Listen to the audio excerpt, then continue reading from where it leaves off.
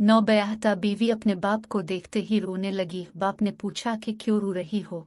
बोली, अब्बा जी मुझे धोखा दिया गया है, मुझे अंधेरे में रखा गया है, मेरे साथ बददियनती की गई है। रोते हुए बोली, जिस आदमी से मेरी शादी हुई है वो पहले से शादीशुदा भी है और इस खबीस के 5 बच्चे और भी हैं।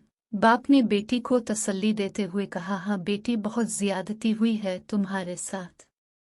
बेटी बोली, जी अब्बा जान, मेरे साथ भी बहुत जुल्म हुआ है और मेरे 6 बच्चों के साथ भी धोखा हुआ है। सबसे अहम सवाल, में मेडिकल कॉलेज का तालिब इल्म था और एक दिन जब क्लास में दाखिल हुआ तो थोड़ा सा लेट था।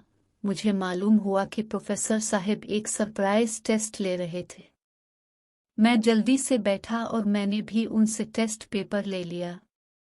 मैंने जब हल करना शुरू किया तो मैं परेशान था कि बाकियों से देर से शुरू हुआ हूँ, लेकिन क्योंकि मैं हर रोज़ का लेसन घर जाकर तैयार करता रहता था तो काफ़ी जल्दी मैंने सारे सवाल ठीक ठीक से हल कर लिए। इतने में मैंने टेस्ट पेपर पलटा और आखिरी सवाल देखा तो मैं हैरान रह गया। लिखा था, यूनिवर्सिटी की सफाई करने वाले चपरासी का पूरा नाम क्या है? मैंने सोचा कि यह गलती से टेस्ट में शामिल कर दिया गया होगा, सो मैंने इसका कोई जवाब ना लिखा और अपना बाकी पेपर जमा करा दिया।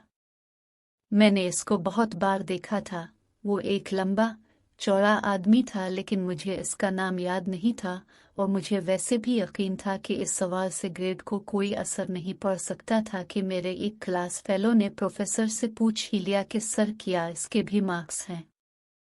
प्रोफेसर ने बोला, बेटा जी, सबसे ज्यादा मार्क्स उसी सवाल के हैं और ये मैं कोई मजाक नहीं कर रहा, क्योंकि आप सब डॉक्टर बनने जा रहे हो और डॉक्टर पूरे मुआशरे का मसीहा होता है। ऐसे इंसान के लिए अच्छा इंसान होना बहुत अहम है। अगर आप उधर के सफाई करने वाले का नाम नहीं जानते तो आपके दिल में घमंड का नासूर है और तकब्बुर हर बीमारी की जड़ है। आप अगर अच्छे इंसान नहीं हो तो किसी को कैसे शिफायाब कर सकते हो? आज इस बात को कोई 20 साल बीत चुके हैं और मैं एक बहुत अच्छा और मरूफ डॉक्टर हूँ और मुझे आज तक हमारे चपरासी का नाम याद है। इसका नाम जाहुन था और मेरा ख्याल है कि क्लास के सब स्टूडेंट्स इसका नाम हमेशा याद रखेंगे। जब भी हम किसी जगह काम करते हैं तो वहाँ के सब लोग हमारे काम आते हैं।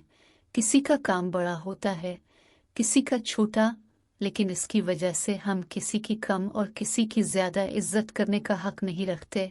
अगर किसी मशीन को देखो तो कितने बड़े छोटे पुर्जों से मिलकर बनती है।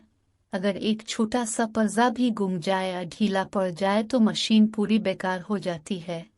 हर एक की इज्जत करना सीखो। इज्जत लोग नहीं देते, खुदा देता है और सिर्फ इसको देता है जो इज्जत देना जानता है। चीज़ों की इज्जत एक घटिया और नीच सोसाइटी की अलामत है।